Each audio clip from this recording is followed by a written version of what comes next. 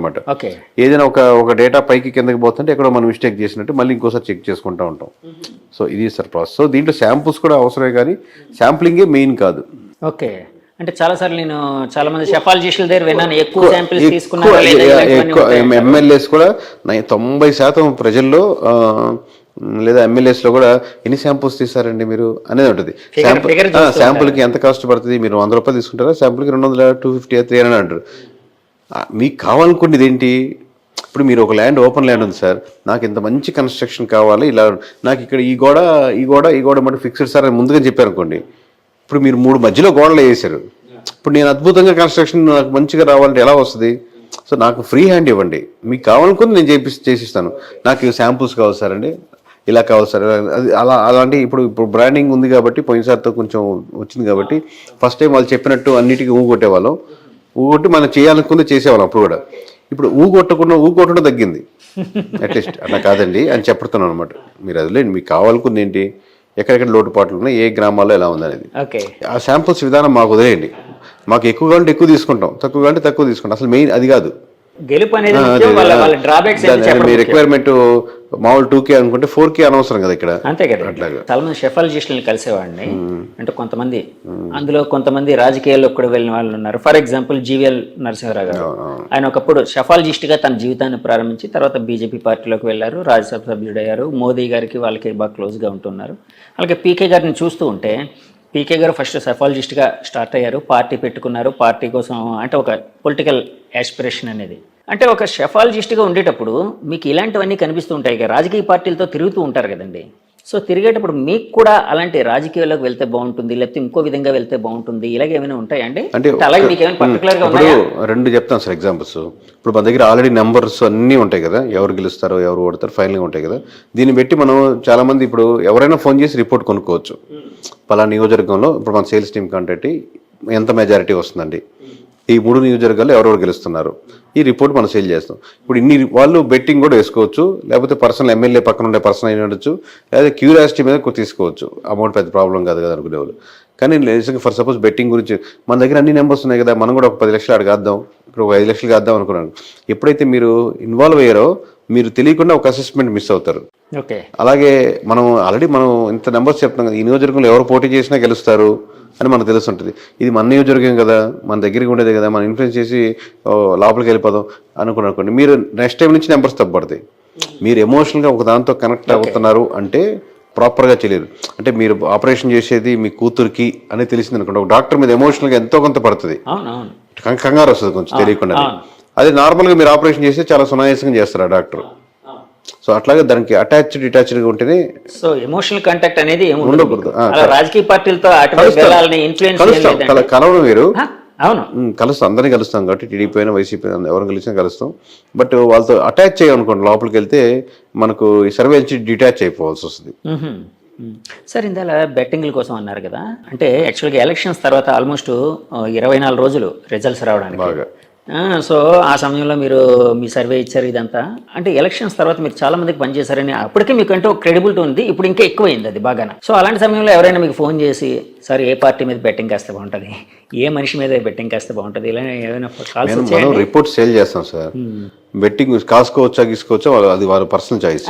అది ఎమ్మెల్యే ప్రతి report MLA తీసుకోవాలని లేదు. మీరు ఎవరి తాలూకు ఎవరి నుంచి ఫోన్ చేస్తారు అది మనకు అనవసరం అది.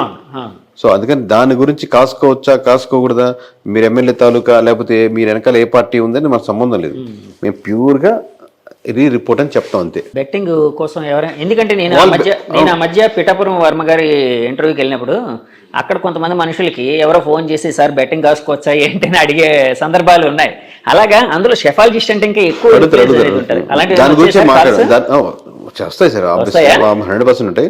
దాని గురించి మనం కమెంట్ చేయం, మేము రిపోర్ట్ సేల్ చేస్తాం.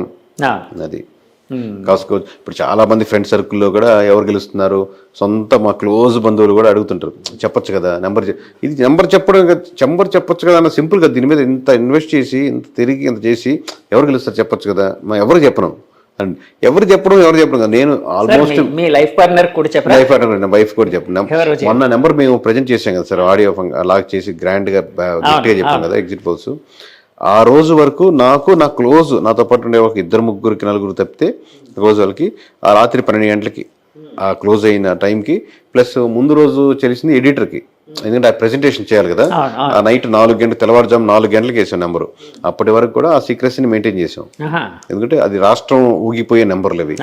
అది ఓపెన్ చేస్తే మామూలుగానే ఉంటుంది, కొన్ని కప్పెడితే బాగుంటది, కొన్ని తీస్తే బాగుంటుంది అట్లాగే. సార్ ఇప్పుడు ఆ నెంబర్లు చూసినప్పుడు మీకేమైనా ఆశ్చర్యం కలిగిందా? ఆశ్చర్యం కలిగింది. ఎందుకంటే ఇప్పుడు ఒకప్పుడు 151 అది కూడా మీరు ఆ సమయంలో మీరే చెప్పారు. అవునవును. టీడీపీ 20 స్థానాలకే పరిమితం కాబోతుంది, 22 సంథింగ్ ఏదో చెప్పినట్టున్నారు. వైసీపీ పార్టీ 2019లో చాలా యునానిమస్ గా చాలా పుంజుకోబోతుంది, 150+ రాబోతుందని చెప్పారు అప్పట్లో మిమ్మల్ని ట్రోల్ చేసిన సందర్భాలు కూడా ఉన్నాయి. కరెక్ట్. సో ఆ ఫిగర్ కంటే ఈ ఫిగర్ ఇంకా ఎక్కువ. సో ఆశ్చర్యపోయినప్పుడు అంటే ఏం చేశారు సార్? అంటే దానికోసం విశ్లేషణ ఏమైనా చేశారా? విశ్లేషణ చేసాం. అలా ఇది నెవర్ కాన్సెప్ట్ సార్. ఫ్యూచర్లో మా నెంబర్స్ ఎగ్జాక్ట్గా మళ్ళీ కంటిన్యూ అవుతున్నా, ప్లస్ ఆర్ మైనస్ అటు ఇటుగా ఉన్న 2, 3, ఒక 5 అటు ఇటుగా ఉన్న. ఈ దీంట్లో చాలా అద్భుతాలు ఏం జరిగాయంటే, రాష్ట్రంలోనే అసలు 151 సీట్లు వచ్చిన ఒక పార్టీకి, అంటే మోర్ దెన్ 80% వచ్చిన పార్టీకి కంప్లీట్గా ఒక సింగిల్ డిజిట్కి వెళ్ళిపోతుంది, లేదా 14కి వస్తుంది అనే నెంబర్ ఆప్షన్ ఇచ్చాం మనం. అది అసలు ఇంపాసిబుల్ కేసు. మళ్ళీ అంత సెక్షన్లో ఎలా జరుగుతుంది అనేది ఫ్యూచర్లో జరగదు. ఒకటి జరగచ్చు, రాష్ట్రంలోనే ఒక హీరో ఉన్నటువంటి వ్యక్తిగా, ఎక్కువ మంది అభిమానించే వ్యక్తిగా ఉన్న పార్టీకి 10 ఏళ్ల నుంచి ట్రై చేస్తూ ఒక్క సీటు కూడా గెలవకుండా ఉంటూ కంటిన్యూస్గా ఫెయిల్యూర్స్ చూసిన వ్యక్తి, ఎంతో కోట్లాది మంది అతను గెలుస్తాడని వెయిట్ చేస్తున్నప్పుడు ఆ పార్టీకి ఎక్కడైతే పోటీ చేసిన ప్రతి ఒక్క నియోజకవర్గం గెలుస్తుందని నరమానవుడు నమ్మని ఒక నెంబర్ చెప్పడం. మూడోది, మామూలు 70 అయిపోయింది, టీడీపీ అయిపోయింది, కష్టం అనుకున్నది. పోటీ చేసిన ప్రతి దగ్గర 90% పైనే, అంటే 144 పోటీ చేస్తే 133 నియోజకవర్గాల పేరుతో సహా చెప్పి ఎన్ని గెలుస్తుందని ఒకేసారి చెప్పడం.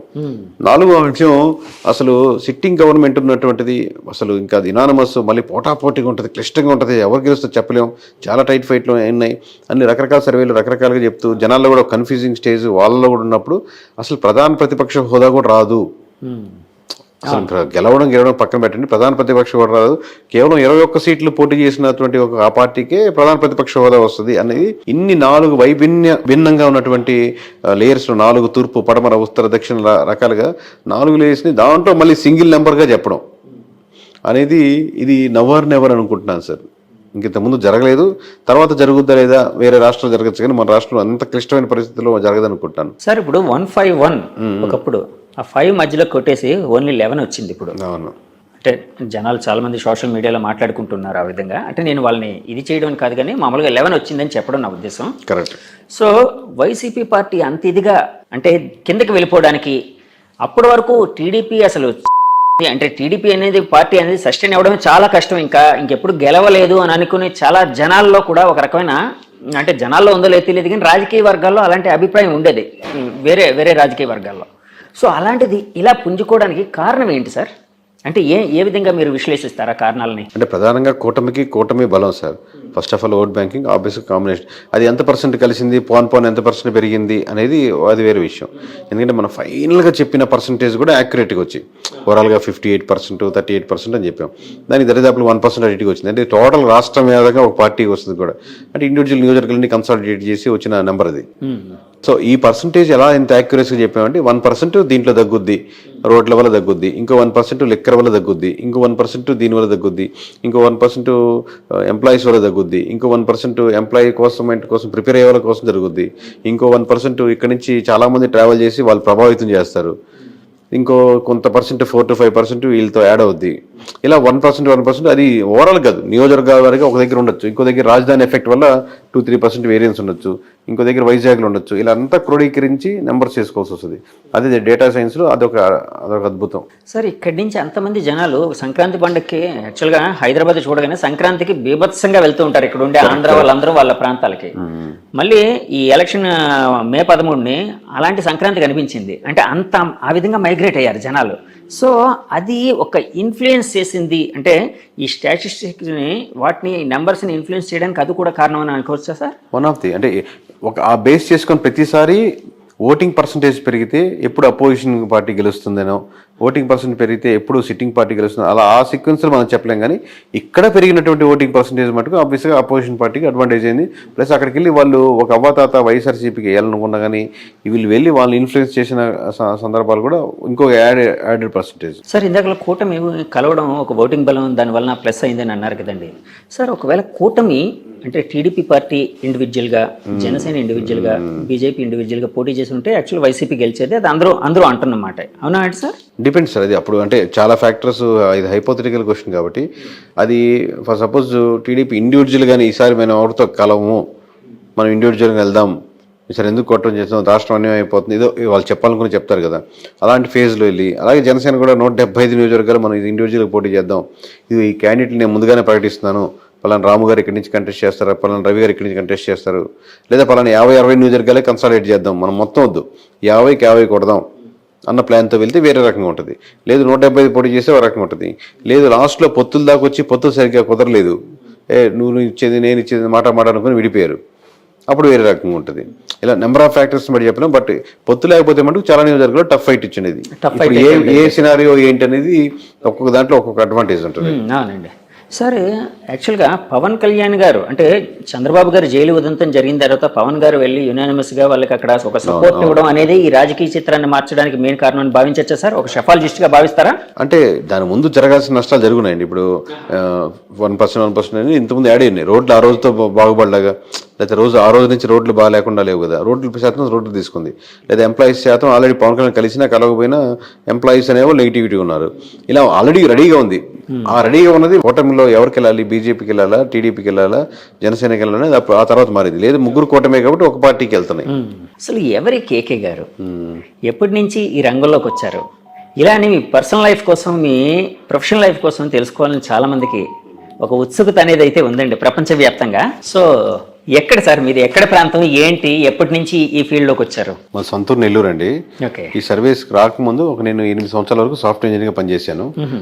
సో దీంట్లో ప్రధానంగా రావడానికి ఒక కారణం ఏంటంటే ఏదైనా పాజిటివ్ పనులు వీళ్ళతో చేపించేదానికి ఆస్కారం ఉంటుంది ఎమ్మెల్యేలతో.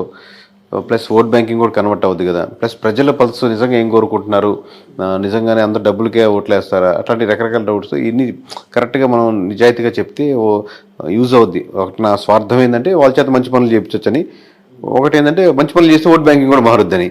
సో సర్వీస్ చేయించుకున్నాం, రిజైన్ చేసి సాఫ్ట్వేర్ నుంచి బయటకు వచ్చి చాలా కష్టాలు ఏదో అక్కడ మొక్కలు తినే అప్పుడు దగ్గర ఉంటుంది, అది ఇదే పెద్ద తేడా కాదు. కానీ సో ఓవరాల్గా అది చేయడం మొదలుపెట్టింది, అది సక్సెస్ అయింది, నిజాయితీగా ఉన్నారు. ఇప్పుడు ఇంకా మీ పర్సనల్ లైఫ్కి వస్తే మా మిస్సెస్ పేరు ధనలక్ష్మి, మేము హైదరాబాద్లోనే ఉంటాం. నాకు 2 కొడుకులు. పెద్దవాడు 5th క్లాస్ అవుతున్నాడు, చెగువీర వాడి పేరు. రెండోవాడు వచ్చాను, వాడికి 4 years. చెగువీరా అండి, మనం చెగువీర అంటాం, అతను యాక్చువల్ ప్రొనౌన్సియేషన్ చెగువీర అంటాం, మేము మామూలుగా చెగు అని పిలుస్తాం. మీకు అంటే ఆ ఇన్ఫ్లుయెన్స్ ఏమైనా ఉందా అంటే అలాంటిది? అతను పవన్ కళ్యాణ్ గారు ఎక్కువ ఇన్ఫ్లుయెన్స్ అయ్యేవారు. చాలా అంటే లేదు సార్, మామూలు కమ్యూనిస్ట్, మా నాన్నగారు కమ్యూనిస్ట్ లీడర్ డిస్ట్రిక్ట్ వైజ్. కొంచెం బుక్స్ చదవడం, లేకపోతే ఒకసారి లాంగ్ బ్యాక్ నేను ఒక బైక్ మీద ట్రావెల్ చేస్తూ ఉన్న ఒక మూవీ ఉండేది, కంప్లీట్ మోటార్ సైకిల్ డైరీస్ అనేది ఉంది కదా, ఆ మూవీ చూశాను. మామూలుగా చూస్తున్నప్పుడు అప్పుడు ఎవరు చెగువేరు నాకేం తెలియదు అప్పటికి. మూవీ చూసి అద్భుతంగా, నాకు ట్రావెలింగ్ ఇష్టం, బైక్ అలా ట్రావెలింగ్ అనేది. తర్వాత అలా ఎవరు అప్పుడు దాంట్లో పూర్తి ట్రాన్స్ఫర్మేషన్ ఉంటుంది అనమాట. మీరు చూస్తుంటారు మోటార్ బైక్ డైరీస్, ఆ ట్రాన్స్ఫర్మేషన్ అవన్నీ చూడడం వల్ల బాగుంది ఇతను వేరంటే అప్పుడు చెగువేరు అనేది. దాని తర్వాత దాని గురించి తెలుసుకున్నాను. అప్పుడు వాళ్ళ ద్వారా పవన్ కళ్యాణ్ ఇష్టం లేదా వాళ్ళ ఇష్టం సంబంధం లేదు, నేను ఇండివిజువల్గా తీసుకుంది. బట్ కోఇన్సిడెంట్లీ వాళ్ళు అదే కనెక్ట్ అయ్యింటారు, నేను అట్లా అంతే. అది యూనిక్నెస్ 50% ఏంటంటే కనెక్ట్ అని కూడా కాదు. ఇప్పుడు అనిల్, సునీల్, రవి, కిరణ్ ఉన్నారు, అట్లా ఇన్ని రొటీన్ పేర్లు కదా. నేను స్కూల్స్ లో ఈ పేరు ఇంకోటి ఉండకూడదు అన్న 50% రీజన్. ఇంకోటి నేను కనెక్ట్ అయిన డైరీస్, దాంట్లో అతనికి ఆల్రెడీ ఆ పేరుకి ఒక స్టోరీ ఉంది, ఒక యూనిక్నెస్ ఉంది కదా అనేది. ఇట్లా రకరకాల కాన్సెప్ట్. ఇందాక మీరు ఒక మాట అన్నారు, షెఫాలజిస్ట్గా ఉంటే పొలిటీషియన్స్ అయితే మంచి పనులు చేయించచ్చని. అది ఎలా సాధ్యపడుతుందండి? అంటే మనం సర్వే అండ్ స్ట్రాటజీస్ కదా సార్, ఎమ్మెల్యే కలుస్తాం, వాళ్ళు సర్వే రిపోర్ట్ ఇస్తాం కదా, లాస్ట్లో మీరు ఇక్కడ నెగిటివిటీ ఉన్నది చెప్తున్నప్పుడు మీరు ఈ పనులు చేయండి సార్, అక్కడ యూజ్ అవుతుంది చెప్తాం కదా, ఆయనకి అడ్వైజ్ చేస్తాం, స్ట్రాటజీ కూడా చెప్తాం కదా ఎక్కడెక్కడ నెగిటివిటీస్ ఉన్నాయో. అప్పుడు ఆ థింగ్స్ చెప్పేటప్పుడు కొంచెం అక్కడ ఏదో ఎలక్షన్స్లో పెట్టుకునే డబ్బులు లాస్ట్ మినిట్లో పెట్టే డబ్బులు పెద్ద ఓటింగ్ % డిఫరెన్స్ ఉండదు. అది అమౌంట్ దీని మీద ఇన్వెస్ట్ చేయండి, మంచి పని మీద, ఇక్కడ కార్యక్రమం మీద, ప్రజలకి ఎంతో హెల్ప్ అవుతుంది. మీకు ఆయన కావాల్సింది ఏంది, ప్రజలకు హెల్ప్ పక్కన పెడదాం, గెలవాలి, పోటీ చేసినప్పుడు గెలవాలి, ఫస్ట్ లేసిన అదే. అవును. ఆ రీజన్ సక్సెస్ఫుల్ అవుతుంది కదా, అదే వేరే దగ్గర పెట్టే బదులు రేపు పొద్దున్న లాస్ట్లో 20 కోట్లు 40 కోట్లు పెట్టే బదులు ఇక్కడ 2 కోట్లు పెట్టి ఈ గ్రామంలో ఉన్న ఈ సమస్యను కానీ తీర్చగలిగితే ఇది స్టాండ్గా ఉండిపోతారు. దాన్ని అడ్వర్టైజ్ చేసుకుని ఇంకో ₹1 పెట్టి అదే సమస్య. అలా మంచి పనులు అంటే అలా యూస్ఫుల్ పనులు అనమాట, లాంగ్ రన్గా ఉండేటట్టు. ఇది డబ్బులు ఇస్తే టెంపరీ, తలా 2,000 ఇచ్చినా తీసుకుంటారు, తలా 3,000 ఇచ్చినా తీసుకుంటారు, కానీ టెంపరీ కదా, 2 రోజులు ఖర్చు అయిపోద్ది. కానీ అటుగా ఒక ఆర్గనైజేషన్గా ఏదైనా స్ట్రక్చర్గా మీరు ప్లాన్ చేశారనుకోండి, ఆ 2-3 గ్రామాలకి స్టాండర్డ్గా ఉంటుంది ఎప్పటికీ. సార్ ఇందాక మీరు ఒక మాట అన్నారు, కూటమి కలవడానికి ముందే జరగాల్సిన నష్టం జరిగిపోయింది వైసీపీ పార్టీకి. అంటే జరగాల్సిన నష్టం అంటే వాళ్ళు చాలాసార్లు చెప్పుకుని వచ్చారు, మేము లక్షల కోట్ల డబ్బులు జనానికి పంచుతూ ఉన్నాం, ఎలాంటి మధ్యవర్తి లేకుండా జనం అకౌంట్స్కి వెళ్ళేటట్టు వాళ్ళకే లబ్ధిదారులకి డైరెక్ట్ గా చేరేటట్టు చేస్తున్నాం. సో అదంతా మాకు చాలా హెల్ప్ చేస్తుంది. సో నష్టం అన్నారు కదా సార్, ఆ నష్టం ఏంటి సార్? అంటే 3 రాజధానులు ఇలాంటివి ఏమైనా నష్టపరిచాయా వాళ్ళని? అంటే హెల్ప్ చేసిన ఆ మాట, వెల్ఫేర్ స్కీమ్స్ ఖచ్చితంగా పాజిటివ్ ఉంటుంది సార్, దాంట్లో డౌట్ లేదు. కాబట్టి ఎంత పాజిటివ్, ఒక 5% యాడ్ అవుద్ది అనుకోండి, అది ఒక్కటే సరిపోదు కదా గెలుపుకి. మీరు ఆల్రెడీ 25% ఎంత ఓట్ బ్యాంకింగ్ ఉంది అనుకోండి, ఇంకో 5% 30కి వస్తారు. కానీ మీరు 30 సరిపోదుగా ఇంకో 20% యాడ్ అవ్వాలి. లేదా మీకు లాస్ట్ టైం పడేటువంటి 50%లో ఇంకో 10-15 మంది వెళ్లకుండా ఆగాలి, అప్పుడు కానీ మీరు 30కి రారు. ఇప్పుడు మీరు వెళ్లకుండా ఆగాలంటే రోడ్లు బాగుండాలి. రాజధాని ఇష్యూలో నిజంగా రాజధాని కాకుండా రాజధాని పక్కన పెట్టు, ఇది బాగుంది చూడు అని ఆల్టర్నేటివ్ ఉండాలి. రాజధాని కాన్సెప్టే కాదు, దాన్ని మించిన ఎమోషన్. మీరు ఒక దాంతో సఫర్ అవుతున్నారు, నాకు ప్రమోషన్ కావాలంటే ఖచ్చితంగా ప్రమోషన్ ఇవ్వాలండి, శాలరీ పెంచుతాను, ఓకే అంటే ప్రమోషన్ పక్కన పెట్టి మీకు శాలరీ సాటిస్ఫై అయ్యారు. సో ఆ ఎమోషన్ ని కనెక్ట్ చేయడం ఏదో ఒక ఎమోషన్ అంటే అండి, అంతే 100%. లేకపోతే ఇన్ని రకాలుగా డ్యామేజ్ అవ్వదు, ఇన్ని లేయర్లు. సో ఏ ఎమోషన్ ఎక్కడ మిస్ అవుతున్న దానికి ఆల్టర్నేటివ్గా మీరు ఇంకో ఎమోషన్ యాడ్ చేయగలగాలి. ఆ ఎమోషన్ యాడ్ చేయడంలో మిస్ ఫెయిల్ అయింది సార్. అలాగే నేను చాలా మంది దగ్గర, పెద్ద వాళ్ళ దగ్గర ఒక మాట అయితే విన్నా, ఇప్పుడు ఆపరేషన్ లేకుండానే మోకాళ్లకు ప్లాస్మా ట్రీట్మెంట్, మీ ఆర్థోపెటిక్ సమస్యలన్నిటికీ రోబోటిక్ టెక్నాలజీ ద్వారా తక్కువ ఖర్చుతో శాశ్వత పరిష్కారం, ఫ్రీ కన్సల్టేషన్, ప్రతి ట్రీట్మెంట్ పై 20% డిస్కౌంట్. ఈ ఆఫర్ కొద్ది రోజులు మాత్రమే, త్వరపడండి. V9 hospitals 9281465842.